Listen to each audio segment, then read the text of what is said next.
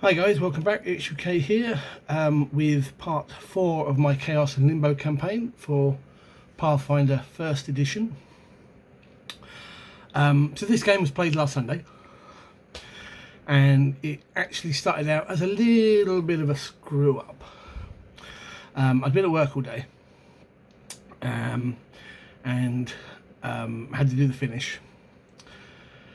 It meant I basically had to cycle home mega fast, pack my stuff, get changed, jump back on the bike and pedal down to our local game store to meet up with everyone. Anyway, get down there, unload all my stuff. I've left my battle map behind, I've left my actual the map of the scenario behind, I've left my notes for the scenario behind, everything else fine. So this particular session was done with a lot more what they call theatre of the mind, the imagination sort of thing, than we would normally do these days. So where we left off, the party had basically dealt with the cultist group below the mines. They dragged one of the guards back to the watch, and then they had 2 or 3 days downtime, level up, buy and sell some stuff, and get ready for whatever happened next. Pardon me. They themselves didn't want to do anything specific for their downtime, so after a couple of days they get a letter delivered in the morning to go to the town watch, essentially, where they get informed that the cultist guard that they brought back had been very unresponsive, so they had to use some magic to make him talk, charm spells and the like, not torture and interrogation like the party first thought they meant, but under Darakeen law, which is what the settlement falls under, anything produced through the use of magic is inadmissible as evidence. So they needed more information. They'd already heard about the Griffin Claw mines a bit further up the mountain, and so in this instance they were tasked with going up there and investigating, see what they could find out, as it would appear the cult had sort of originated there, or at least the guy that they dealt with and his cronies had come from those mines. They decided to leave the following day. They spoke to Huff, who was the caravan merchant that brought them up here in the first place. He was still about, and he was more than happy to help them, as he had been to the Griffin Claw mines before, some years earlier, and he was quite happy to go pretending to be a caravan selling stuff. Boor, the dwarf, decided he wanted to put up a memorial for Dusa, who was the blood rager devoured by a mimic at the end of the last session. Obviously up here in the mountains they can't bury anybody, so bodies are generally cremated, and instead on the road into town there is an area of shale where people put little markers as remembrance, and that's what they did. They put a stone, yay sort of size, brick sort of size, as a marker. And that night, Buor has a dream or a vision, or maybe even one of those what do they call them, sleep paralysis type moments. He sits bolt upright and sees the bald, red cloaked cultist type figure that has been hounding them a little bit over the last few sessions, holding this stone, and with one talon he just like scores a mark in it, grins evilly, and then steps back into the shadows and disappears. So the next morning they go up there, and sure enough, the marker they've put as members of their friend has this scratch mark in it, and they're like, okay, that's one down, he's trying to bump us all off. They have the idea of moving the stone, or even putting a new one up, but they go, no, leave it. We don't want to piss him off any more than we might have already done so. So they leave it.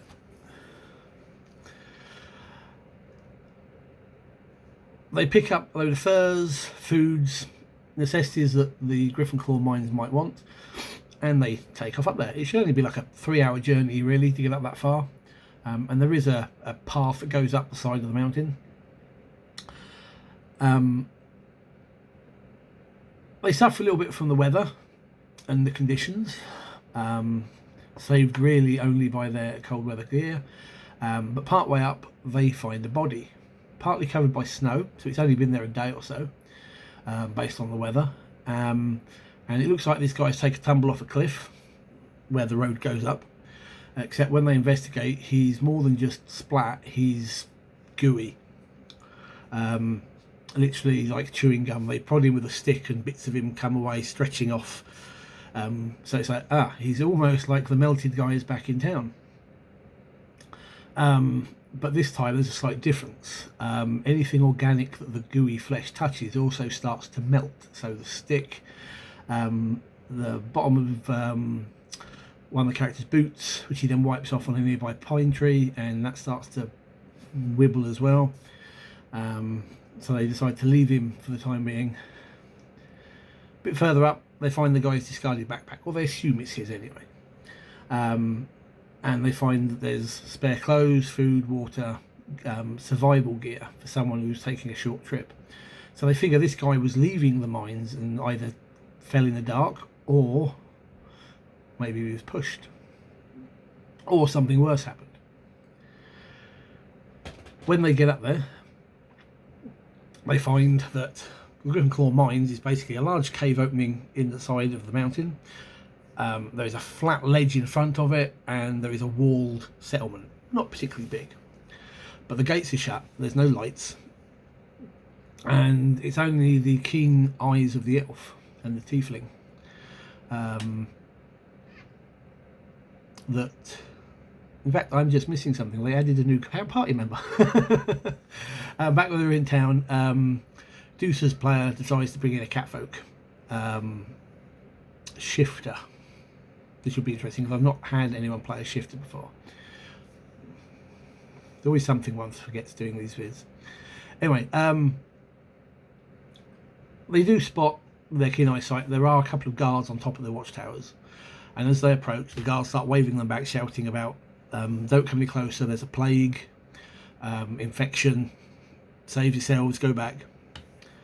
But they are able to sort of blag it and say that they've come up this way, the weather's turning, they'll take the risk for the night, and they convince the guards to let them in, but they get warned that, you know, they're not letting anybody out. So if you're in, you're in. The town is deserted, bar a few guards. There is a tavern that's still open, but when they get there, there's only the barkeep and one patron, and they're not, you know.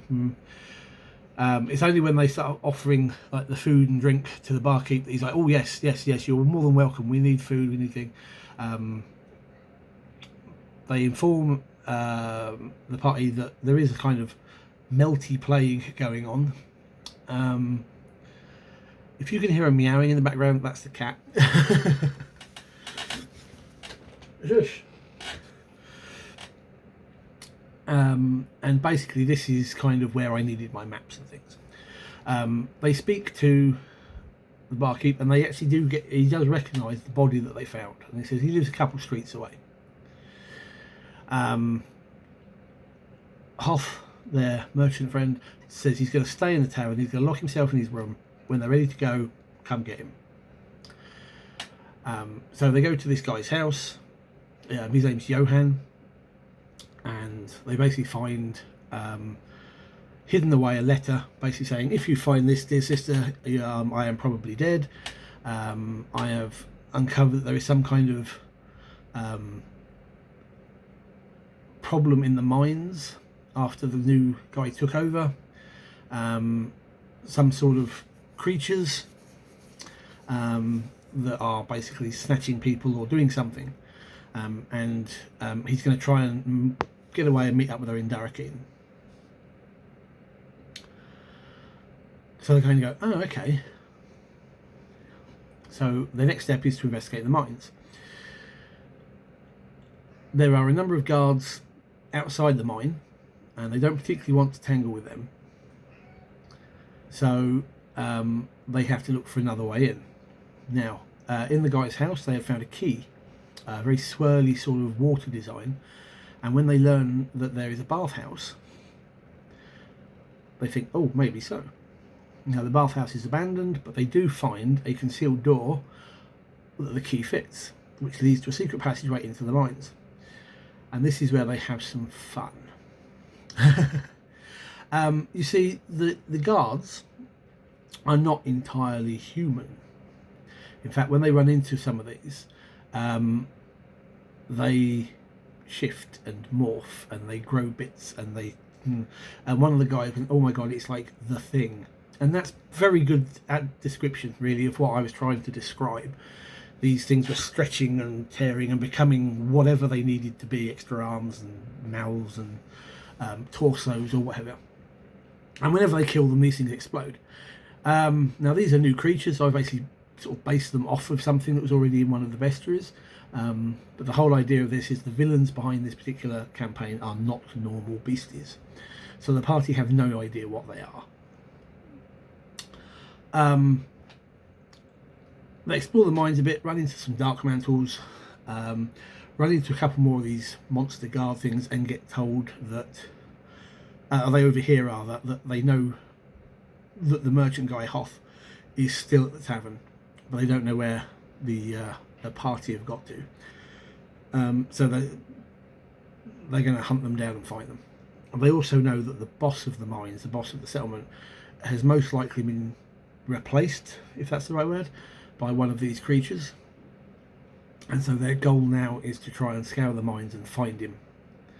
And basically that's where we wrapped up the session. I'm going to assume that at the end of this, with the next session, they are going to want to go to Darakeen and maybe find this guy's sister and see what she knows. At least I hope that's what they're going to do, but I'm going to see what their plans are and work around it. It was a really good session, despite the fact that I forgot the maps and everything else. It was a good job that I was still able to sort of vaguely recall the map layouts and what have you, and what I needed to know, and what they needed to know. And I think everybody had a good laugh and a good bit of fun. So it's a case of looking forward to where it goes next. But that's where we are up to. I hope you've enjoyed this particular long, it's got slightly longer than I intended, tale. Any suggestions or comments, I'd love to hear them down below. If you'd give me a like and hit the subscribe button and maybe even that little bell, that would be really great. And I look forward to seeing you in the next vid, which I'll probably record either later today or maybe tomorrow. But until then, thanks for watching, guys. I hope it's been of some interest. Until next time, take care. Good gaming.